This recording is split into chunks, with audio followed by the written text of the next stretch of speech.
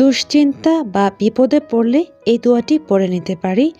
লা ইলাহা ইল্লাল্লাহুল আযীমুল হালিম, লা ইলাহা ইল্লাল্লাহুল রাব্বুল আরশিল আযীম, লা ইলাহা ইল্লাল্লাহু রাব্বুস সামাওয়াতি ওয়া রাব্বুল আরদি ওয়া রাব্বুল আরশিল কারীম। নেই কোনো মাবুদ আল্লাহ ছাড়া, যিনি মহান, মহাধৈর্যময়, মহাবিচক্ষণ। নেই কোনো মাবুদ আল্লাহ ছাড়া, যিনি মহান আরশের প্রভু। নেই কোনো মাবুদ আল্লাহ ছাড়া, যিনি আসমান সমূহের এবং জমিনের ও সম্মানিত আরশের প্রভু। বুখারী শরীফ ৬৩৪৬, মুসলিম হাদিস ৬৬৭২।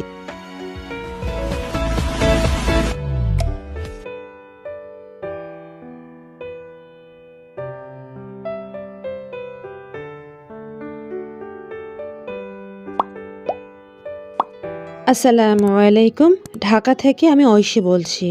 ঐশী ওয়ার্ল্ডে আরও একবার স্বাগত জানিয়ে নিচ্ছি। কাছে এবং দূরে, দেশ এবং দেশের বাইরে থেকে আজকে যারা আমার ভিডিওটি দেখছেন, আশা করছি আল্লাহর রহমতে সবাই ভালো আছেন। আমরাও আল্লাহর রহমতে ভালো আছি, আলহামদুলিল্লাহ।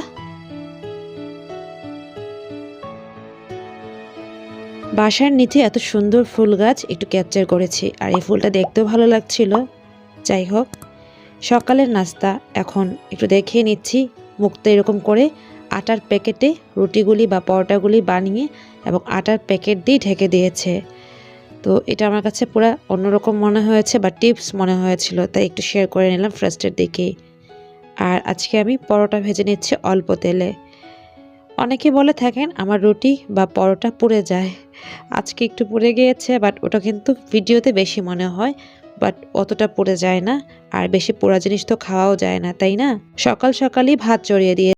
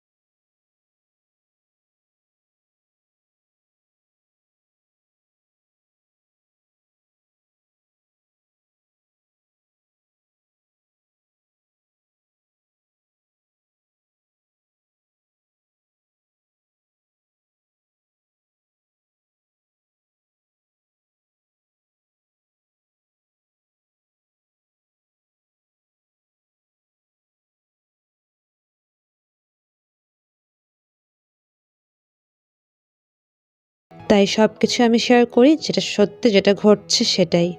তো ফার্স্টের দিকেই বলে নিয়েছিলাম আজকে ডিমের উপর প্রেশার যাবে। তো দেখতেই পেয়েছেন দুপুরের রান্না, বাসি তরকারি যেটা ফ্রিজে রাখা আছে সেটা কিন্তু আছে, বাট ওগুলো আর নামানো হয়নি। আদনান বলল ডিম পোস্ট দিয়ে এবং ডিম মামলেট দিয়ে এরকম ডিম তেলানি করে দেওয়ার জন্য। তো সেটাই করে নিলাম। একটি ডিম পোস্ট করে দিয়েছি আর 2টি ডিম ভেজে নিয়েছি। আদনান এবং বাবা এই তরকারিটা খাবে, আমি শুধুমাত্র ডিম ভাজি দিয়েই ভাত খাবো। সাথে অন্যান্য তরকারি আছে সেগুলো তো নেবই। তো যেহেতু দুপুরে ওরকম কিছু রান্না করা হয়নি, তাই দুপুরের আয়োজনটা শেয়ার করিনি। জাস্ট এটা আমি রান্না করে নিলাম, সেটা একটু দেখিয়ে নিচ্ছি। এরকম ডিম তেলানি গরম গরম খেতে কিন্তু ভালো লাগে, তাই না?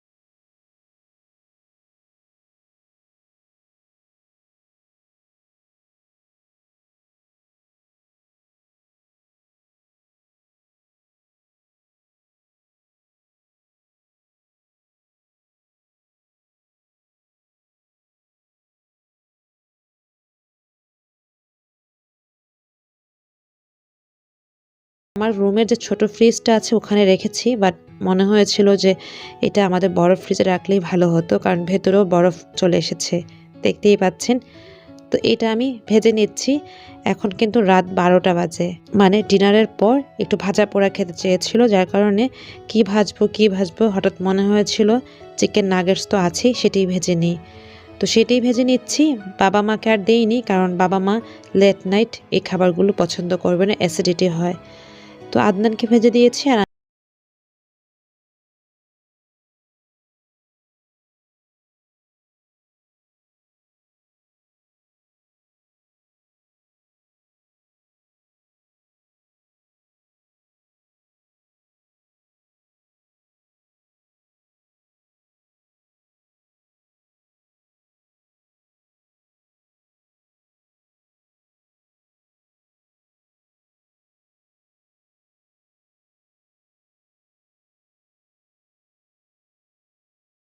ভেজেছি। সব কিছু কিন্তু অল্প তেলে ভেজে নিয়েছি, আপনারা দেখে নিশ্চয়ই বুঝতে পারছেন।